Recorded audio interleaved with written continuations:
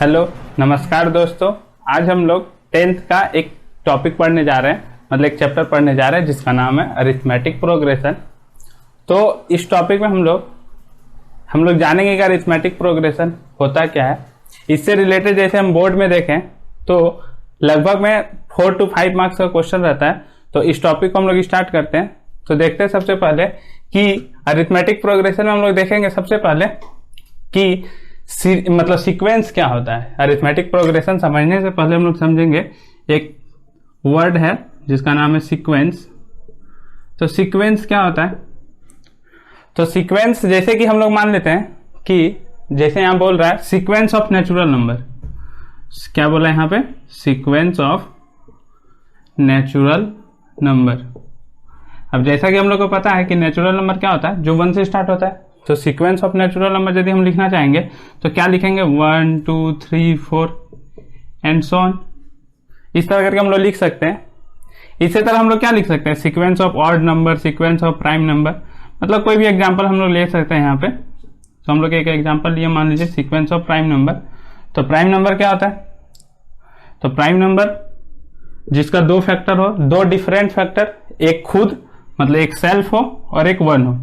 तो जैसे हो गया 2 3 5 7 फिर 11 फिर 13 17 एंड सो ऑन। तो इस तरह करके, तो यहां से सीक्वेंस को हम लोग क्या बोलेंगे? सीक्वेंस एक मतलब सीक्वेंस से हम लोग क्या कर सकते हैं? एक रूल, मतलब किसी भी चीज को लिखने का एक तरीका बताता है जिसमें ये रियल नंबर भी हो सकता है और कॉम्प्लेक्स नंबर भी हो सकता है। लेकिन हम लोग 10th के हिसाब से देखेंगे तो इसमें सिर्फ क्या पढ़ेंगे हम लोग? रियल नंबर के बारे में। अब रियल नंबर क्या होता है? उसमें रैशनल नंबर और इरेशनल नंबर दोनों आ जाता है। तो ये था हम लोग का सीक्वेंस। तो इसमें क्या करते हैं हम लोग? अब सीक्वेंस के बाद आता है हम लोग के पास प्रोग्रेशन। जैसा कि यहाँ पे हम लोग को जिक्र किया गया अरिथमेटिक प्रोग्रेशन है, तो हम लोग पहले जान लेते हैं कि प्रोग्रेशन क्या होता है। तो प्रोग्रेशन जो है वो सीक्वेंस का एक स्पेशल केस होता है। क्या होता है? सीक्वेंस का एक स्पेशल केस होता है। तो प्रोग्रेशन को हम लोग बोल सकते हैं किसका? स्पेशल केस बोल सकते हैं, स्पेशल केस ऑफ सीक्वेंस। अब दोनों में अंतर क्या है? सीक्वेंस और प्रोग्रेशन में यह स्पेशल केस है। तो प्रोग्रेशन में क्या कर सकते हैं हम लोग? nth टर्म को क्या कर सकते हैं? लिख सकते हैं। इसमें जैसे कि यहाँ पे 1 2 3 4 5 6 7 इस तरह करके जा रहा था एंड सो ऑन। तो प्रोग्रेशन क्या बोलता है कि हम nth टर्म को क्या कर सकते हैं? डिफाइन कर सकते हैं। जैसे कि यहाँ पे लिख दिया गया tn इज इक्वल टू, मान लेते हैं 2n-1 या फिर tn is equal to 2n। तो इस केस में क्या कर रहे हैं हम लोग? nth टर्म को क्या कर पा रहे हैं? डिफाइन कर पा रहे हैं। तो ऐसा सीक्वेंस जिसमें हम लोग nth टर्म को डिफाइन कर पाए, मतलब nth टर्म के बारे में कुछ कह पाए, उसको हम लोग क्या बोलेंगे? प्रोग्रेशन बोलेंगे। आप इस केस में देख सकते हैं सीक्वेंस ऑफ प्राइम नंबर जब लिखा हुआ है तो इस केस में हम nth टर्म को डिफाइन नहीं कर पाएंगे। क्यों? क्योंकि nth टर्म यहाँ पे हर बार क्या हो रहा है? चेंज हो रहा है। 2 3 5 7 11, मतलब कोई हम लोग को सीक्वेंस ही नहीं दिख रहा है, यहाँ पे कोई पैटर्न ही ऑब्जर्व नहीं कर पा रहे हम लोग। तो उसके थ्रू हम लोग इसमें क्या है कि इस पे मतलब nth टर्म लिख ही नहीं पाएंगे। तो सीक्वेंस जो है उसमें यदि हम लोग nth टर्म को डिफाइन कर पाएंगे तो वो उसको हम लोग क्या बोल सकते हैं कि वो क्या है? प्रोग्रेशन है। तो ये था सीक्वेंस और ये था प्रोग्रेशन। अब इसमें हम लोग एक चीज और देखते हैं, सीरीज क्या होता है? सीरीज क्या होता है? अब जैसे कि सीरीज हम लोग क्या बोलेंगे? जो प्रोग्रेशन है हम लोग के पास या फिर जो सीक्वेंस है उसमें यदि हम लोग एडिशन या फिर सब्ट्रैक्शन लगा देते हैं, जैसे यहाँ पे मान लीजिए मेरे पास नेचुरल नंबर है तो 1 2 3 4 5 एंड सो ऑन इस तरह करके जा रहा था। तो हम यदि इसमें एडिशन या सब्ट्रैक्शन लगा देते हैं, एडिशन भी लगा सकते हैं और फिर क्या? सब्ट्रैक्शन भी लगा सकते हैं। तो यदि हम ऐसा करते हैं, एडिशन या सब्ट्रैक्शन करते हैं, तो वो क्या बन जाता है हम लोग का? सीरीज बन जाता है यहाँ पे। तो यहाँ पे हम लोग को 3 चीज समझ में आया कि सीक्वेंस क्या होता है, प्रोग्रेशन क्या होता है और सीरीज क्या होता है। सीरीज में क्या करते हैं हम लोग? सिर्फ एडिशन और सब्ट्रैक्शन पुट कर देते हैं। जो पहले से हम लोग के पास सीक्वेंस दिया हुआ था तो हम लोग के पास क्या आ जाएगा? सीरीज आ जाएगा। तो अब हम लोग इस चैप्टर में हम लोग जैसे कि यहाँ पे हम लोग देखें तो सबसे पहले हम लोग एक टर्म और डिफाइन करते हैं। यहाँ पे एसएन को डिफाइन कर रहे हैं हम लोग। एसएन क्या है?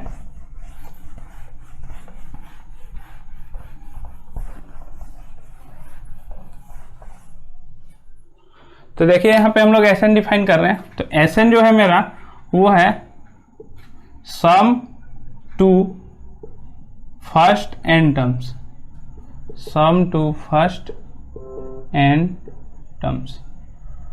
मतलब एसएन यहाँ पे क्या डिनोट कर रहा है, sum to first n term, मतलब स्टार्टिंग का जो फर्स्ट एन टर्म है उसका सम। तो जैसे कि यहाँ पे हम एक चीज देखते हैं, मान लीजिए यहाँ पे S4 लिखा हुआ हम लोग के पास, तो S4 का मतलब क्या समझेंगे हम लोग, sum to first four term. S4 का मतलब क्या समझेंगे हम लोग, sum to first four terms, मतलब स्टार्टिंग से 4 टर्म का सम। टर्म मतलब यहाँ पे क्या बोल रहे हैं हम लोग, जैसे कि यहाँ पे हम लोग अभी लिखे थे नेचुरल नंबर 1 2 3 4 इस तरह करके लिखे थे। तो ये जो इंडिविजुअल है इसको हम लोग क्या बोल रहे हैं, टर्म बोलेंगे।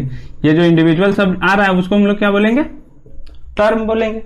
तो यहाँ पे ये क्या बोल रहा है, S4 मतलब sum to first four terms, मतलब हम लोग जैसे पहला है ये, तो इसको हम लोग क्या बोल सकते हैं, पहला टर्म। ये दूसरा है तो इसको क्या बोल सकते हैं, दूसरा टर्म। ये तीसरे नंबर पे है तो इसको क्या बोल सकते हैं, तीसरा टर्म। ये चौथे नंबर पे है तो हम इसको क्या बोल सकते हैं, चौथा टर्म, मतलब फोर्थ टर्म। तो इसको हम लोग यहाँ से क्या समझ सकते हैं कि ये लिखा हुआ है T1 plus T2 plus T3 plus T4। यहाँ पे टर्म को दिखाने का तरीका लिख रहे हैं। तो S4 क्या था हम लोग का, फर्स्ट फोर टर्म का सम, मतलब T1 फिर T2 T3 T4, इस चारों का सम। अब इसी के थ्रू हम लोग यदि एक और देखते हैं हम लोग, मान लीजिए S5 को हम लोग देख रहे हैं यहाँ पे। तो S5 क्या हुआ, sum to first 5 terms. Sn मतलब sum to first n terms, S4 मतलब हुआ सम टू फर्स्ट 4 टर्म। तो S5 क्या होगा हम लोग के पास, सम टू फर्स्ट 5 टर्म्स। अब सम टू फर्स्ट 5 टर्म्स मतलब क्या हुआ, T1 plus T2 plus T3 plus T4 plus T5। ये हो गया हम लोग के पास S4 और ये हो गया हम लोग के पास S5। अब यदि हम लोग S4 और S5 को ध्यान से देखते हैं, तो आप S4 और S5 को ध्यान से देखिए, तो इसमें क्या है, 4 टर्म का सम है स्टार्टिंग से लेकर, और इसमें 5 टर्म का सम है स्टार्टिंग से लेकर।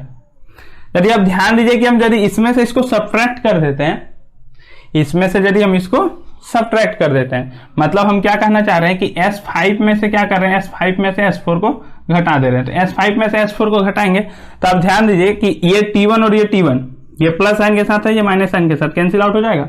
ये T2 प्लस साइन, ये T2 माइनस साइन के साथ, ये भी cancel out. T3 cancel out, T4 cancel out. क्या मिलेगा हम लोग को, T5 मिल जाएगा। सिर्फ क्या मिल जाएगा हम लोग को, T5 मिल जाएगा। तो ये चीज मिलेगा हम लोग को। तो यहां से हम लोग क्या बोल सकते हैं कि यहां से हम लोग एक फॉर्मूला ड्राइव करते हैं कि यदि Sn दिया हुआ है तो वहां से हम लोग क्या निकाल सकते हैं, Tn निकाल सकते हैं डायरेक्टली। Tn किस तरह निकाल सकते हैं directly, Tn is equal to यहां से आ जाएगा, यदि आप इसको देखिए तो Sn माइनस Sn-1 लिखा हुआ है।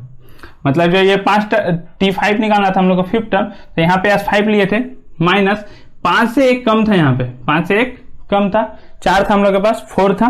तो Sn माइनस, तो यहाँ पे n है रेडी, तो यहाँ पे कितना लेंगे n-1। तो उस केस में क्या निकलेगा हम लोग के पास, Tn निकलेगा। तो एक जनरल टर्म में हम लोग यहाँ पे डिफाइन कर दिए कि यदि हम लोग nth टर्म निकालना हो, कब, जब Sn दिया हुआ हम लोग के पास, Sn मतलब sum to first n terms दिया हुआ है, तो Tn को हम लोग डिफाइन कर सकते हैं इन जनरल, एक जनरल टर्म के केस में, कि Tn इज इक्वल टू हो जाएगा हम लोग के पास Sn माइनस Sn-1। ये फॉर्मूला ड्राइव हो गया। मतलब यहाँ पे यदि हमने कोई क्वेश्चन पूछा, मान लीजिए एक क्वेश्चन है कि उसमें दिया हुआ है sum to first n terms Sn is equal to, मान लीजिए दे दिया 5n² प्लस 2n, कुछ दे दिया इस तरह का। तो यहाँ पे देखिए इस क्वेश्चन में क्या दिया है, sum up to n terms दिया हुआ है 5n² प्लस 2n, इसमें Tn फाइंड आउट करने बोल रहा है। तो हम लोग अभी क्या देखे जनरल टर्म के according, Tn is equal to क्या होता है, Sn माइनस Sn-1। तो यहाँ पे यदि हम लोग Tn को देखते हैं तो Tn इज इक्वल टू क्या लिख सकते हैं हम लोग, Sn माइनस Sn-1।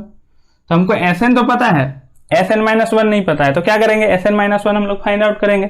अब Sn-1 कैसे फाइंड आउट करेंगे, देखिए n के जगह क्या लिखा हुआ है यहाँ पे, n-1, मतलब ये जो वैल्यू दिया हुआ है इसमें यदि हम लोग n के जगह n-1 पुट करते हैं तो क्या निकल जाएगा हम लोग के पास, Sn-1 निकल जाएगा। तो यहाँ पे हम लोग n के जगह क्या पुट कर दिए, n-1। तो n के जगह यदि n-1 पुट किया तो Sn-1 आया हम लोग के पास।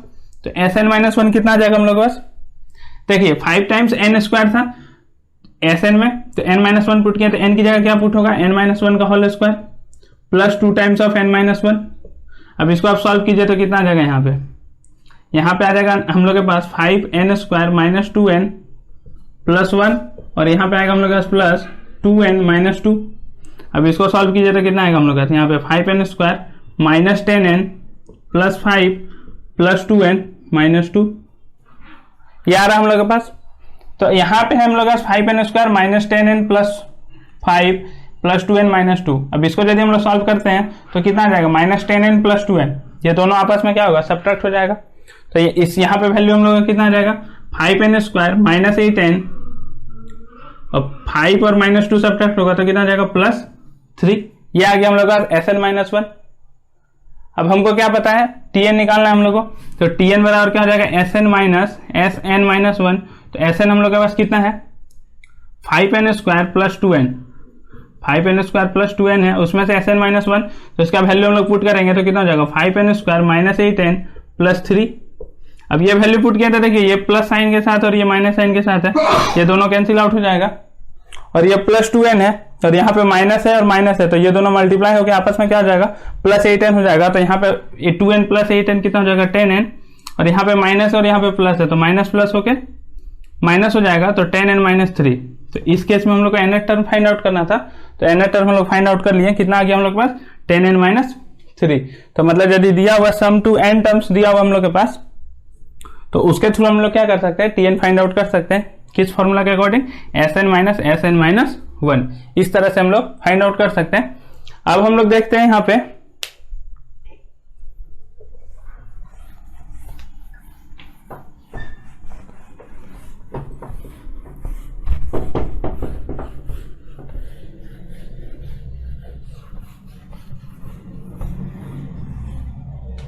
अब हम लोग देखेंगे यहाँ पे कि अरिथमेटिक प्रोग्रेशन बेसिकली होता क्या है। तो हम लोग अभी जैसे कि एक जनरल टर्म ले रहे हैं, जैसे कि हम लोग लिए थे पहले 1 लिए थे, फिर 2 लिए थे, फिर 3 लिए थे, नेचुरल नंबर लिए थे, ठीक है। तो इस तरह करके लिखा हुआ है। तो यहाँ पे आप ध्यान दीजिए कि एक फिक्स अमाउंट हर बार चेंज हो रहा है, मतलब 1 में 1 ऐड कर रहे तो हम लोग का 2 हो रहा है, 2 में 1 ऐड कर रहे तो 3 आ रहा है, 3 में 1 ऐड कर रहे तो 4 आ रहा है।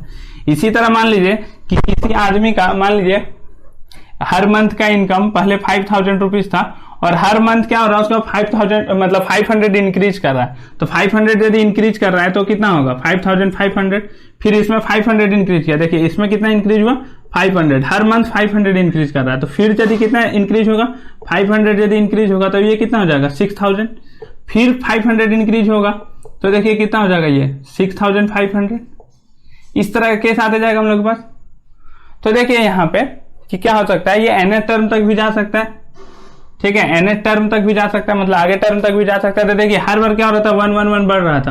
तो इस केस में क्या होगा कि यहाँ पे कुछ लिखा हुआ नहीं है, मतलब हम लोग यहाँ पे इनफाइनाइट तक भी जा सकते हैं।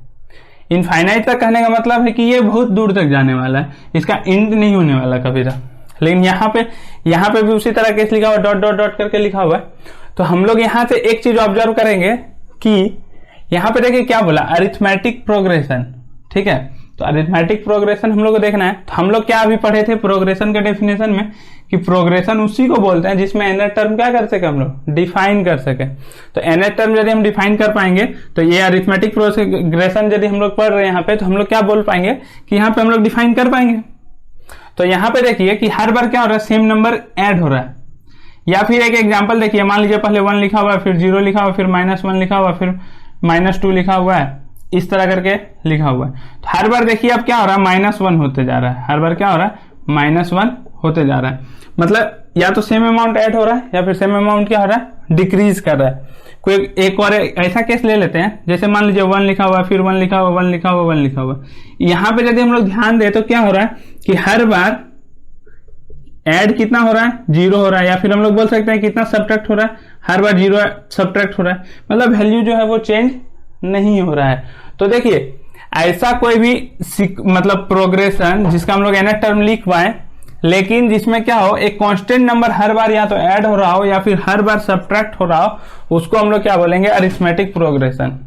कोई सेम नंबर यदि ऐड हो रहा हो या फिर सेम नंबर सब्ट्रैक्ट हो रहा हो तो उसको हम लोग क्या बोलेंगे अरिथमेटिक प्रोग्रेशन। तो देखिए यहाँ पे हम लोग एक जनरल टर्म लिखने की कोशिश करेंगे अरिथमेटिक प्रोग्रेशन का, कि सेम नंबर को हम लोग ऐड करेंगे यहाँ पे।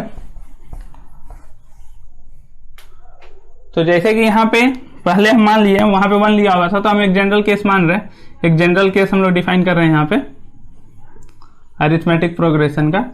तो क्या होता है कि पहला में क्या होता है ए मान लिए, अब क्या हो रहा है कि हर बार क्या होगा कांस्टेंट नंबर ऐड होगा या फिर सब्ट्रैक्ट होगा। तो हम मान लिए कि ऐड हुआ डी, ए प्लस डी हो गया, इसमें यदि डी ऐड करेंगे तो ए प्लस डी हो जाएगा। अब फिर से यदि हम डी ऐड करेंगे तो ये क्या हो जाएगा ए प्लस डी मतलब कितना हो जाएगा ए प्लस डी। अब फिर इसमें डी ऐड होगा, मतलब पहले इसमें डी ऐड हुआ, अब फिर इसमें डी ऐड हुआ, अब फिर क्या होगा, इसमें फिर डी ऐड होगा, मतलब डी का संख्या फिर एक बढ़ जाएगा, तो ए प्लस डी पहले से था तो एक और डी आ गया, इस तरह करके चलते चलेगा। तो यहाँ पे ध्यान दीजिए, तो ये क्या बन गया हम लोग का, ए बन गया, ये क्या बन गया, ए प्लस डी। यहाँ पे यदि डी 2 बार है तो ये क्या होगा, ऐड होगा, तो ये क्या हो जाएगा, ए प्लस 2d। अगला क्या है, ए प्लस 3d। इस तरह करके लिखा हुआ हम लोग के पास, ठीक है।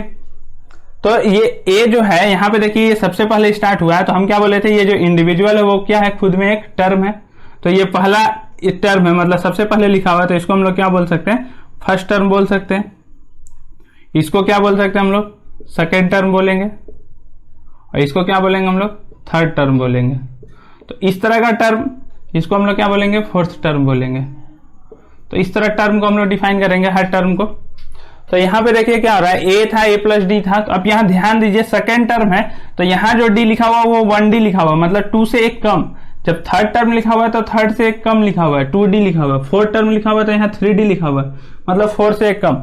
मतलब यहाँ पे क्या है, 2 - 1, 2 से एक कम। यहाँ पे क्या है, थर्ड टर्म है तो यहाँ पे 2 लिखा हुआ, मतलब 3 - 1, 2 के जगह। यहाँ पे 4 टर्म है तो ये 3 के जगह क्या लिख सकते हैं हम लोग, 4 - 1 लिख सकते हैं, ठीक है। ये फर्स्ट टर्म था तो 1 - 1 हुआ, यहाँ पे तो कुछ होगा नहीं।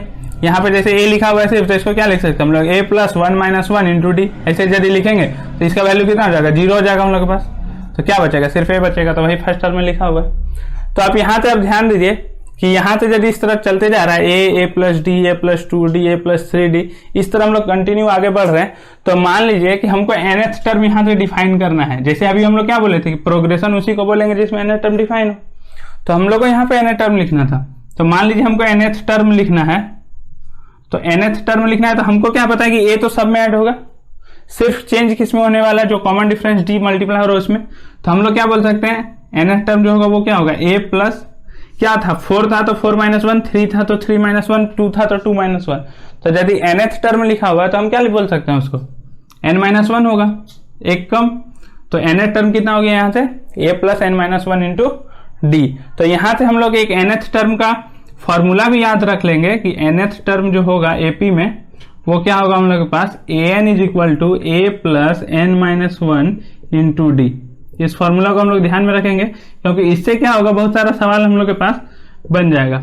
इसके अकॉर्डिंग हम लोग क्या कर सकते हैं, nth टर्म डिफाइन कर सकते हैं कि nवां टर्म जो होगा वो कौन सा टर्म होगा। तो ये था हम लोग का first term, second term, third term. अब बात आता है कि ए तो है फर्स्ट टर्म, ये सेकंड टर्म है, तो डी यहाँ पे क्या है, तो डी को हम लोग डिफाइन करते हैं। तो देखिए क्या हो रहा था, डी हर बार ऐड हो रहा था या फिर सब्ट्रैक्ट हो रहा था, ऐसा हम लोग जानते हैं। तो डी यहाँ पे जो होता है वो सब में क्या है, कांस्टेंट है, डी तो चेंज नहीं होगा। तो डी हम लोग यहाँ पे बोलेंगे कॉमन डिफरेंस। डी को यहाँ पे हम लोग डिफाइन करेंगे कॉमन डिफरेंस के नाम पे।